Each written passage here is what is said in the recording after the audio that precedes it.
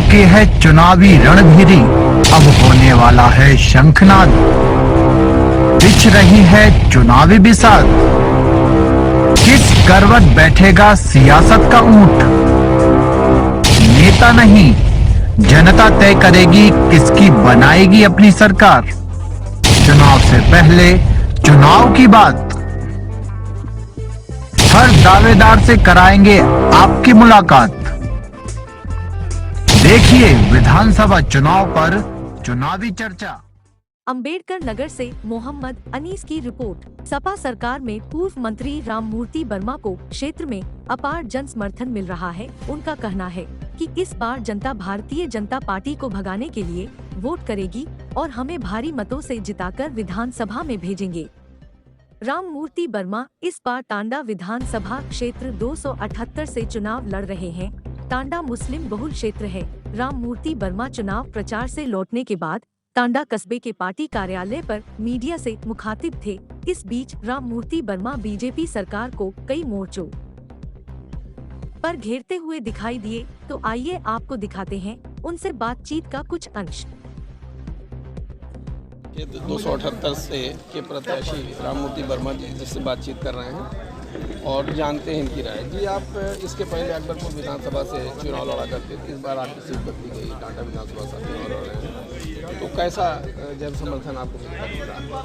यहाँ बहुत ही उत्साह से भारतीय जनता पार्टी की सरकार श्री अखिलेश यादव को मुख्यमंत्री बनाने के लिए बड़े उत्साह के साथ सभी वर्ग धर्म के लोग, समाजवादी के कार्यकर्ता एक हमारा सहयोग कर रहे हैं और हमें उम्मीद है कि बहुत भारी अंतर से इस चुनाव का फैसला है।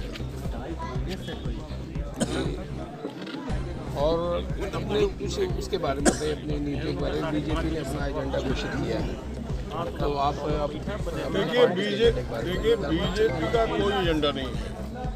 बीजेपी ने 5 साल सरकार चलाई, किसी भी मंच पर उनका कोई भी नेता, चाहे मुख्यमंत्री हो या अन्य कोई लीडर हो, आप उनकी सभा में भाषण सुन लीजिए, वो कभी भी 5 साल की उपलब्धियों की चर्चा नहीं करते हैं कि हमने कौन सा काम किया है। सिर्फ वो सांप्रदायिक बातें करते हैं, हिंदू मुसलमान की बातें करते हैं, हिंदुस्तान पाकिस्तान की बातें करते हैं।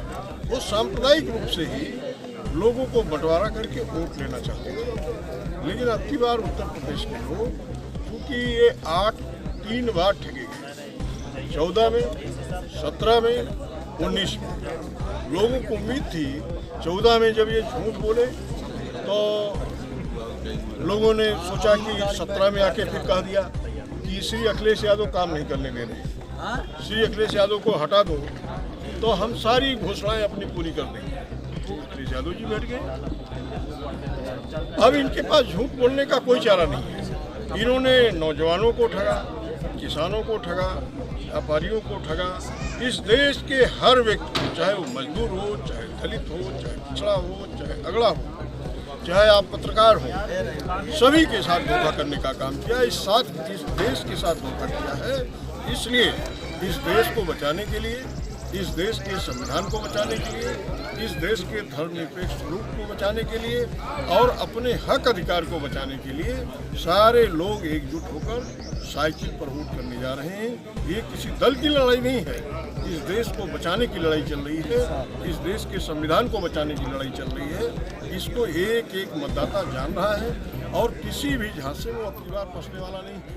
इनका कोई भी दावा